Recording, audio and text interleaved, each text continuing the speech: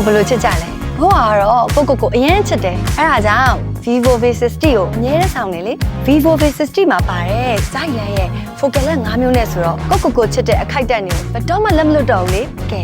ဘယ်လိုလဲဆိုတာပြမယ်လိုက်ခဲ့လာရဲဆိုတဲ့ခန်းစားချက်ကအမြင်နဲ့ဆုံးဖြတ်လို့မရဘဲနဲ့ကိုယ်တိုင်မြင်လိုက်ရတဲ့ခန်းစားချက်ကပိုပြီးတော့လှစီတယ် 100mm focal length က Dead of Field နဲ့ close-up lens ဖြစ်တဲ့အတွက် dramatic ဖြစ်တဲ့ portrait တွေမျက်နှာပေါ်ကခန်းစားချက်တွေကိုအသေးစိတ်ဖော်ပြနိုင်တဲ့ lens တစ်ခုပဲဖြစ်ပါတယ်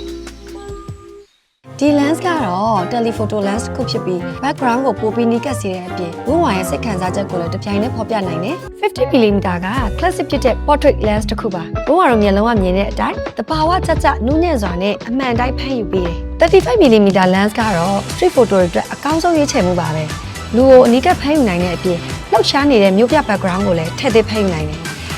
23mm focal length ကတော့ ultra wide lens တစ်ခုဖြစ်တဲ့အတွက်ကြောင့်ဒီလိုပင်လယ်ပြပြကောင်းကင်ပြပြတွေကိုပြည့်စုံဖမ်းနိုင်တာပေါ့ဘဝကမဖမ်းဆုပ်နိုင်တဲ့အခိုက်အတန့်တွေနဲ့ပြည့်နှက်နေတာပါ Vivo V60 ဟာဒီလိုအခိုက်အတန့်တွေကိုဝန်းဝါအတွက်အမိရဖမ်းယူပေးနိုင်တယ်ဒီနေ့အတွက်အချစ်ရဆုံးအခိုက်အတန့်တွေကိုဖမ်းယူပေးပြီလား Vivo V60 နဲ့ဖမ်းယူလိုက်အောင်နော် Vivo V60 We love in portrait Vivo